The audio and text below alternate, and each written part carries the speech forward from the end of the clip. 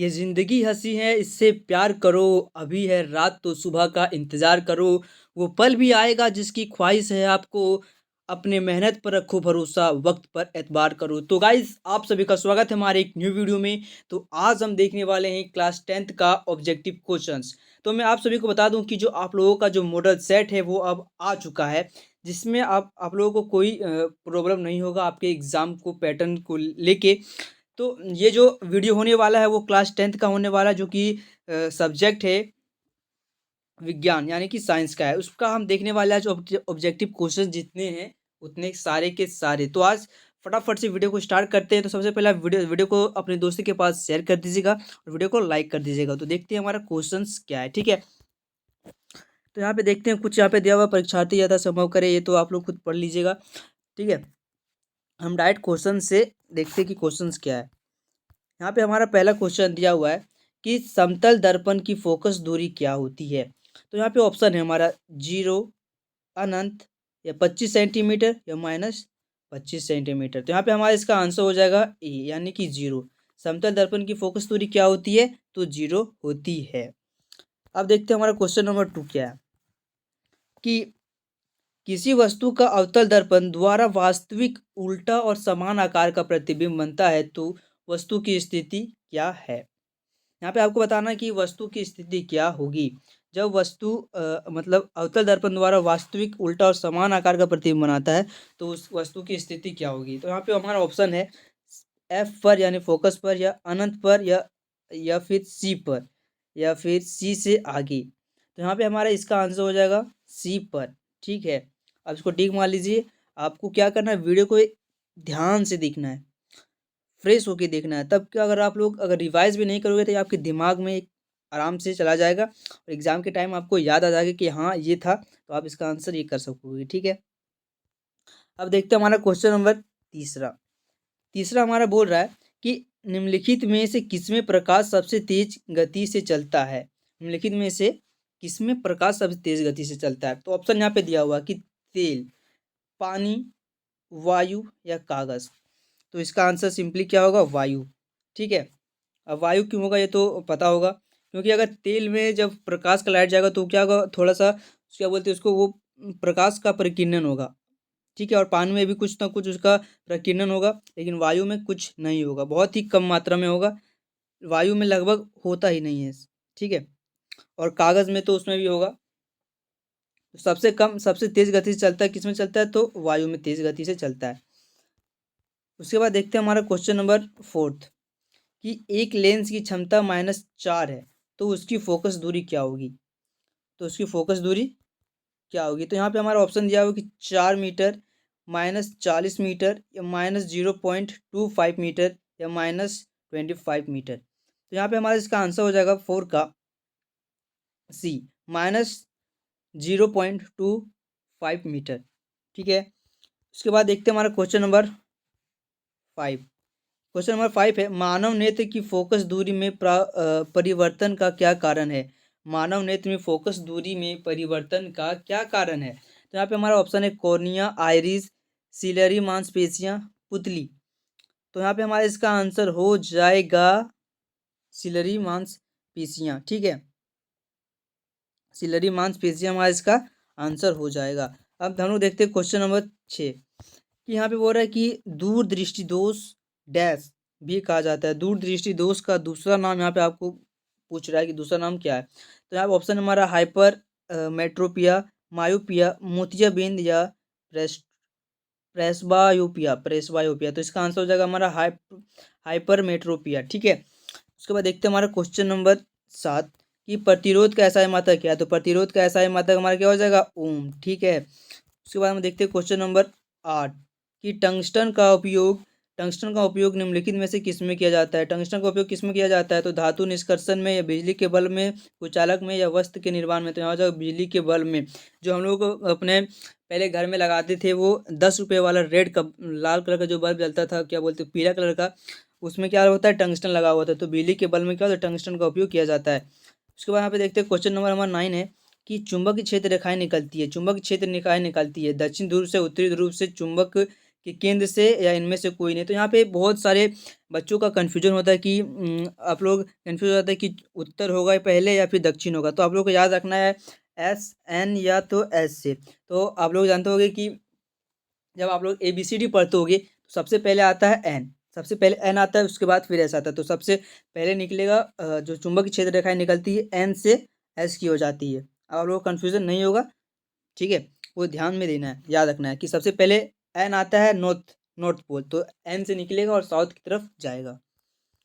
उसके बाद हम लोग देखते हैं क्वेश्चन नंबर 10। निम्नलिखित में से कौन सा हमारे लिए ऊर्जा का परम स्रोत है? ऐसा कौन सा, इसमें आपको बताना है कि ऐसा कौन सा ऊर्जा का स्रोत है जो कि कभी खत्म नहीं होगा, परम है, वो कभी समाप्त नहीं होगा। तो LPG, यानी कि LPG लिक्विफाइड पेट्रोलियम गैस, ये तो भी तो खत्म हो जाएगा कुछ दिनों के बाद। परमाणु ऊर्जा, ये भी खत्म हो जाएगा। सौर ऊर्जा, सौर ऊर्जा कभी खत्म नहीं होगा, जब तक सूर्य है तब तक हम लोग हैं, ठीक है। तो जब तक हम लोग तब तक सूर्य, तो सूर्य जो है उसका ऊर्जा कभी खत्म नहीं होगा।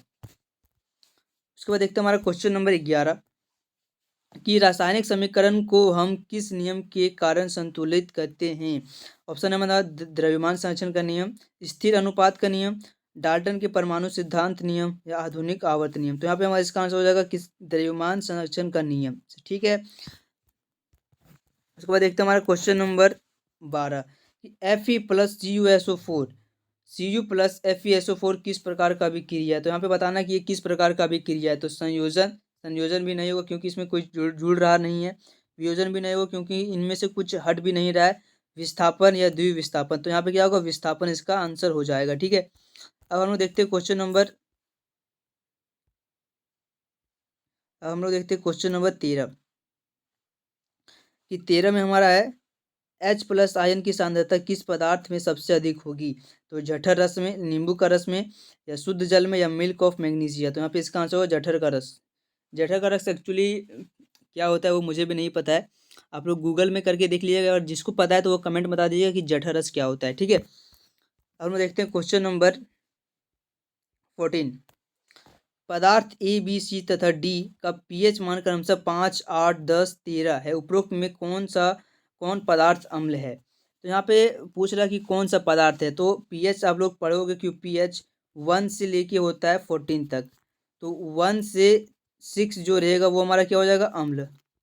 और जो 7 हो जाएगा वो हमारा क्या हो जाएगा, न्यूट्रल, यानी कि उदासीन। और जो 7 के आगे जाएगा 8 से हो जाएगा हमारा क्षारक। तो यहाँ पे कौन सा हो जाएगा हमारा, ए क्या है, 5। तो 5 हमारा क्या हो जाएगा, अम्ल, ठीक है। अब हम देखते हैं क्वेश्चन नंबर 15। निम्नलिखित में से किस लवण का उपयोग सोडा अम्ल अग्निशामक में किया जाता है? किसमें किया जाता है? तो ऑप्शन हमारा NaCl, NaHCO3, Na2CO3, CaSO4। तो यहाँ पे हमारा इसका आंसर हो जाएगा 15 का बी, NaHCO3, ठीक है। अब हम देखते हैं क्वेश्चन नंबर 16 कि निम्नलिखित में से कौन सा उभयधर्मी ऑक्साइड है? कौन सा उभयधर्मी ऑक्साइड आपको बताना है। तो ऑप्शन है हमारा CO2, Al2O3, Na2O3, FeO4। तो यहाँ पे हमारा इसका आंसर हो जाएगा 16 का बी, Al2O3। उसके बाद क्वेश्चन नंबर है 17। दिए गए तत्वों के इलेक्ट्रॉनिक विन्यास में कौन उत्कृष्ट गैस का इलेक्ट्रॉनिक विन्यास है? ऑप्शन हमारा 281, यानी इसका हो जाएगा 8 2 10 11 सोडियम, और 2 8 7 17 क्लोरीन हो जाएगा, 8 2 10 और 2 8 5 15, ठीक है। तो यहाँ पे इसका हमारा जो आंसर हो जाएगा वो हो जाएगा सी, 8 2 10, ठीक है, 2 और 8 10। सुबह में क्वेश्चन नंबर 18 है कि निम्नलिखित में कौन असंतृप्त हाइड्रोकार्बन है? कौन सा असंतृप्त हाइड्रोकार्बन है? तो यहाँ पे हम लोग देखते हैं, इसका ऑप्शन है CH4, C2H6, C2H6, C2H2, C4H10। तो यहाँ पे हमारा इसका आंसर हो जाएगा 17 का C2H2, ठीक है, यानी कि हो जाएगा, मिथाइन, ठीक है। उसके बाद हमारा क्वेश्चन नंबर है 19 कि HCHO में कौन सा प्रकार्यात्मक समूह है? आपको यहाँ पे बताना है प्रकार्यात्मक समूह। ऑप्शन हमारा alcohol, ketone, aldehyde, carboxylic acid. तो यहाँ पे हमारे कौन सा हो जाएगा, क्वेश्चन नंबर 19 का हमारा आंसर हो जाएगा सी, एल्डिहाइड का प्रकार्यात्मक समूह है, ठीक है। उसके बाद हमारा क्वेश्चन नंबर है 20 कि दिए गए तत्वों में किस तत्व में संयोजी इलेक्ट्रॉनों की संख्या लिथियम के बराबर होगी?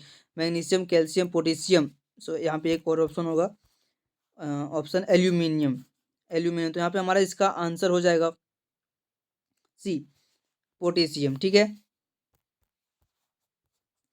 अब हम देखते हैं क्वेश्चन नंबर 21 की अमीबा में किस प्रकार का पोषण होता है। What type of nutrition is there in amoeba. तो यहाँ पे इसका आंसर हो जाएगा प्राणी संभोजी, यानी होलोजोइक, होलोजोइक न्यूट्रिशन। हाँ, होलोजोइक न्यूट्रिशन हो जाएगा अमीबा में। ठीक है, उसके बाद में क्वेश्चन नंबर है 22 की श्वसन प्रक्रम में ग्लूकोज के पायरुवेट का विखंडन कहाँ होता है। श्वसन प्रक्रम में ग्लूकोज का पायरुवेट का विखंडन कहाँ होता है। Where does pyruvate break down from glucose in the respiratory process. तो आपको याद रखना है कि जो पावर हाउस होता है वो सेल का किसे कहते हैं, तो माइटोकॉन्ड्रिया। तो हम लोग को जो एनर्जी मिलता है माइटोकॉन्ड्रिया, तो यहाँ पे हो जाएगा ग्लूकोज, ग्लूकोज से हमें क्या मिलता है, एनर्जी मिलता है। तो यहाँ पे हो जाएगा माइटोकॉन्ड्रिया। आपको याद रखना, ध्यान में रखना है। ठीक है, बहुत लोग बच्चे कंफ्यूज हो जाते हैं, तो आपको याद रखना इसी तरह की तरीके से। हम देखते हैं क्वेश्चन नंबर 23 की निम्नलिखित में से कौन सा हार्मोन शरीर की वृद्धि के लिए उपापचय का नियमन करता है। Which of the following hormones regulates metabolism for body growth. तो कौन सा हार्मोन है जो कि रेगुलेट करता है मेटाबॉलिज्म फॉर ग्रोथ के लिए। तो हमारे यहाँ वृद्धि हार्मोन है, इंसुलिन है, टेस्टोस्टेरोन है या थायरोक्सिन। तो इसका आंसर हो जाएगा थायरोक्सिन। हम लोग देखते हैं क्वेश्चन नंबर 24 की मानव में सभी अनैच्छिक क्रियाओं का नियंत्रण कहाँ होता है। Where does the control of all involuntary actions in humans. जो हम लोग अपनी इच्छा के अनुसार जो काम नहीं करते, जैसे कि पलक का झपकना, दिल का धड़कना, ठीक है, ये कहाँ पे होता है। तो हमारा इसका आंसर हो जाएगा 24 का डी, मेडुला, यानी कि मेडुला ऑब्लोंगाटा या फिर मेडुला बोल सकते हो आप।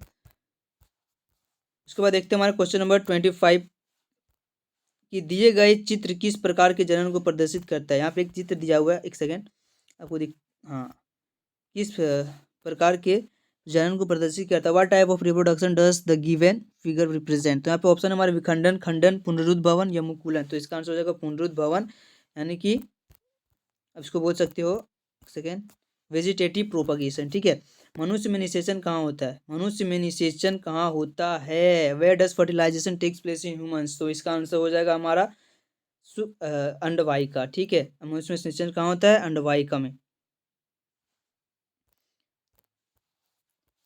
उसके बाद है हमारा क्वेश्चन नंबर 27, किसी जीव में कोई गुण प्रभावित होता है। कोई गुण प्रभावित होता है। ऑप्शन हमारा केवल पिता के डीएनए से नहीं, केवल माता के डीएनए से नहीं, कि माता और पिता दोनों के डीएनए से। तो ये हमारा इसका आंसर हो जाएगा सही। ठीक है, और हम देखते हैं क्वेश्चन नंबर 28, नाभिकीय विद्युत संयंत्र शक्ति संयंत्र में किस प्रक्रिया से ऊर्जा मुक्त होती है। ऑप्शन हमारा नाभिकीय संलयन, नाभिकीय विखंडन, जल का विद्युत अपघटन, चंद्रमा की गुरुत्व से खिंचाव से। तो इसका आंसर हो जाएगा हमारा ए, नाभिकीय संलयन से। ठीक है, उसके बाद हमारा क्वेश्चन नंबर है 29। क्वेश्चन नंबर हमारा 29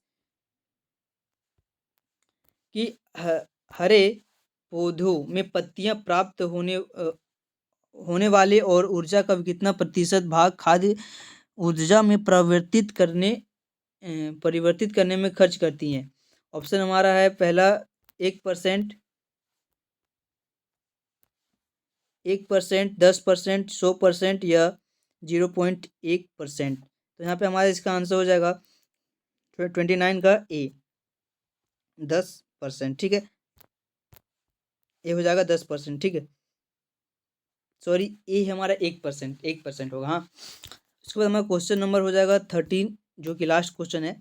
निम्नलिखित में से किस पदार्थ का प्रयोग करना पर्यावरण के लिए सबसे अधिक लाभदायक होगा। थर्माकोल के डिस्पोजल का कप का, प्लास्टिक के डिस्पोजल कप का, मिट्टी के डिस्पोजल कप का या कागज़ के डिस्पोजल कप का। तो इसका आंसर आपको कमेंट में बताना है। ठीक है, तो आज के लिए बस इतना ही। तो मिलते हैं फिर से एक न्यू वीडियो में, तब तक के लिए जय हिंद, जय भारत।